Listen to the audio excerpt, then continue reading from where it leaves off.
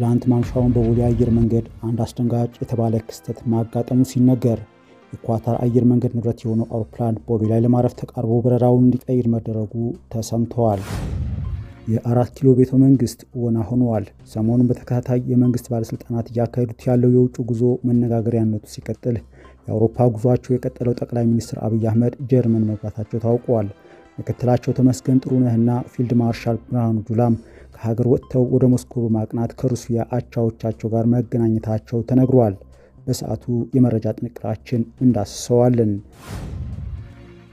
የፈረንሳዩ ፕሬዝዳንት ኢማኑኤል ማክሮን ወደ ቪየትናም አቅንተው በቪየትናም ዓለም አቀፍ አውሮፕላን ማረፊያ ሲደርሱ በሚስታቸው ፊታቸው ላይ ሞቅ ያለ የቃራ ጥፊ መቅመሳቸው ትኩረት የሳበ ድርጊት ሆኗል።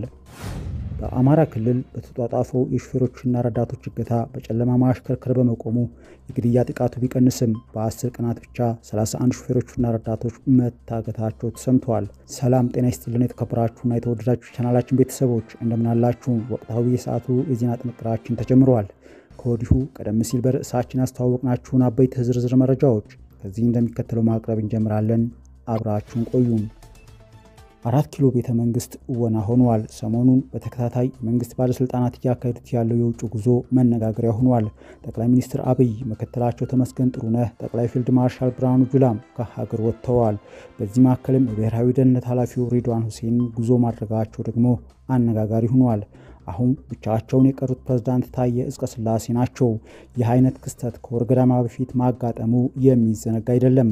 እነሆ ከወር በኋላ ደግሞ አብይ ወደ አውሮፓ፣ ፈረንሳይ፣ ጣሊያንና ጀርመን ሲያመሩ ፊልድ ማርሻል ብርሃኑ ጁላም ከአየር ኃይል አዛዡ ይልማ መርዳሳ ጋር ሞስኮ ገብተዋል።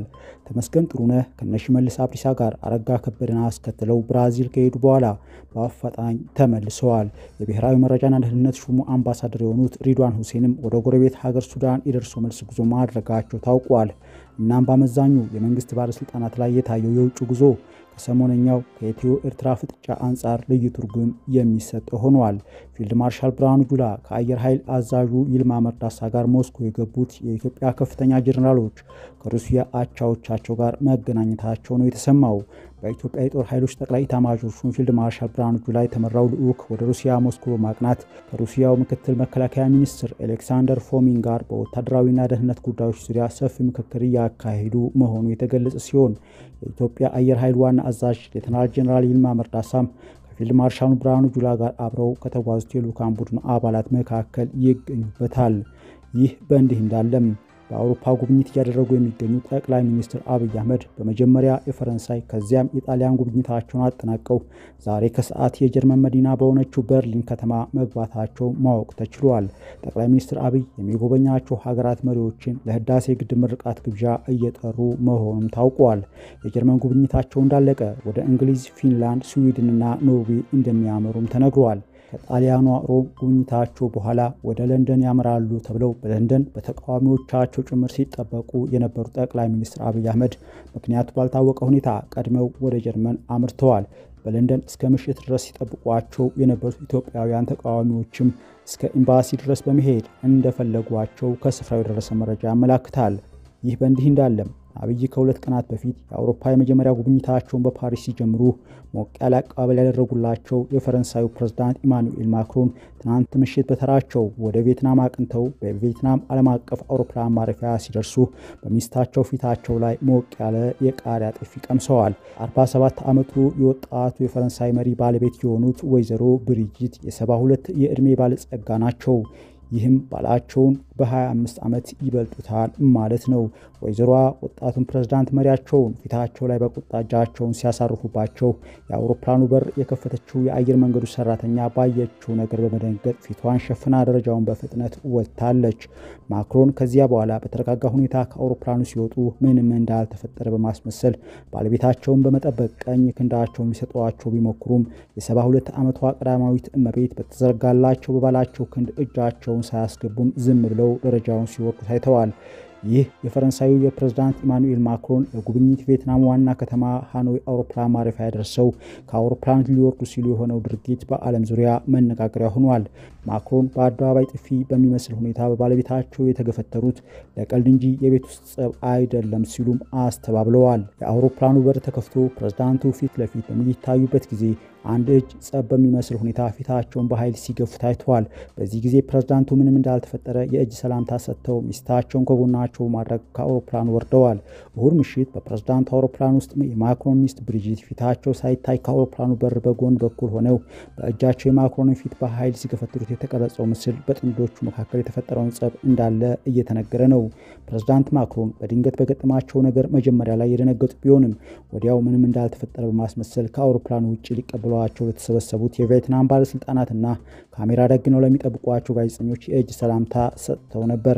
ነገር ግን ምስሉ ከተሰራጨ በኋላ ማክሮን በሚስታቸው ሲመናጨቁና ሲገፈተሩ በድንገት በህዝብ ፊት መታየታቸውን በመጥቀስ ጉዳዩ በጥንዶቹ መካከል የተፈጠረ ጠንከር ያለ ችግር ሳይኖር አይቀርም ተብለዋል። የፈረንሳይ መገናኛ ብዙሃን የፕሬዝዳንቱን ቤተ መንግስት ኤሊሴ ምንጮቹን ጠቅሰው እንደዘገቡት ክስተቱ ፕሬዝዳንቱንና ባለቤታቸው መካከል የመቀላለል ሁኔታ ነው ሲሉ፣ ማክሮን በበኩላቸው እየተቀላለዱ ሳለ መታየታቸውን በመግለጽ ጉዳዩን የጸብ አይደለም ሲሉ አስተባብለዋል። ትናንት ማምሻውን በቦሌ አየር መንገድ አንድ አስደንጋጭ የተባለ ክስተት ማጋጠሙ ተነግሯል። የኳታር አየር መንገድ ንብረት የሆነው አውሮፕላን ቦሌ ላይ ለማረፍ ተቃርቦ በረራውን እንዲቀይርም ተደርጓል። ትናንት ሌሊት 6 ሰዓት ገደማ በቦሌ ኤርፖርት ለማረፍ የተቃረበ ንብረትነቱ የኳታር አየር መንገድ ንብረት የሆነ አንድ አውሮፕላን ለማረፍ ከተቃረበ በኋላ የበረራ መስመሩን እንዲቀይር መገደዱ ታውቋል።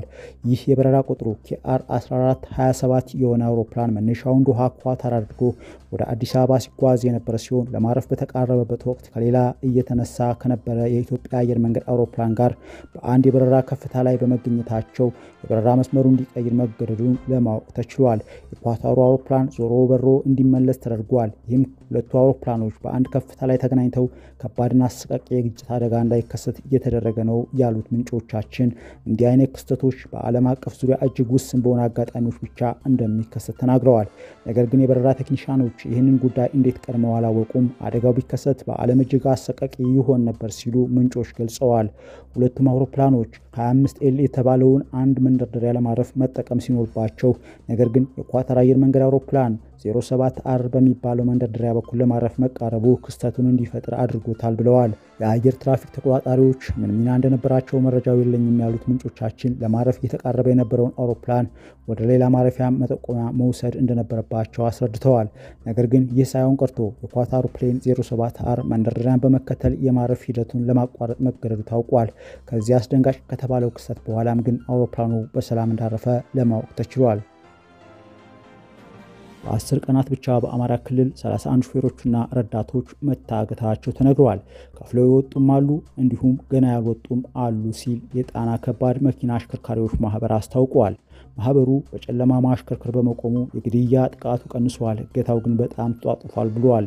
በአማራ ክልል በ10 ቀናት ውስጥ ብቻ 31 ሹፌሮችና ረዳቶች መታገታቸውን፣ ገንዘብ ከፍለው የወጡም ያልወጡም ታጋሾች እንዳሉ የገለጸው የጣና የከባድ መኪና አሽከርካሪዎች ማህበር ሹፌሮች ግድያና አፈና መበራከቱን ተከትሎ 24 ሰዓት ሲሰሩ የነበሩ አሽከርካሪዎች የስራ ሰዓታቸውን በቀን ለ10 ሰዓት ብቻ እንዳደረጉ ቢሆንም እገታው አሁንም አለመቆሙን ማህበሩ ገልጸዋል።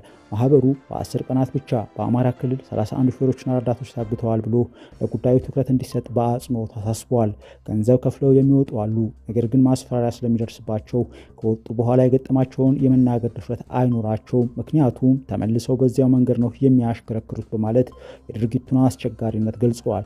ማህበሩ ከፍለው ከተለቀቁ በኋላ ቢናገሩ ማንም ድጋሚ ጥቃት እንዳይደርስባቸው አያስጥላቸውም፣ ማንስ ምን ያደርግላቸዋል? የህግ ከለላም የላቸው ሲል አክለዋል። በምዕራብ ጎጃም ዞን ቢኮሎና ዱር ቤቴ መካከል ባለ ቦታ ግንቦት 17 2017 ዓ.ም 4 ሹፌሮችና 4 ረዳቶች መታገታቸውን ገልጾ በየቦታው ያለው ነገር ከባድ ነው፣ ከቀን ወደ ቀን እየከፋ እገታ ባልተለመደባቸው ቦታዎች ሁሉ እየተስፋፋ ነው ብሏል።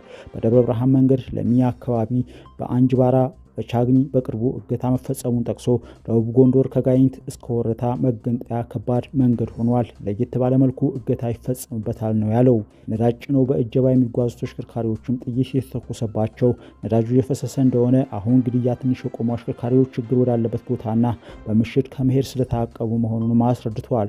ማህበሩ በጨለማ ማሽከርከር ቆመዋል። ድሮ 24 ሰዓት ይነዳባቸው የነበሩ መንገዶች አሁን ላይ በቀን ለ10 ሰዓት ብቻ ሆነዋል የሚነዳው። በዛ ሳቢያ የግድያ ጥቃቱ ቀንሷል፣ እገታው ግን በጣም ተጧጥፏል ሲል ለቲክቫህ ኢትዮጵያ አስታውቀዋል።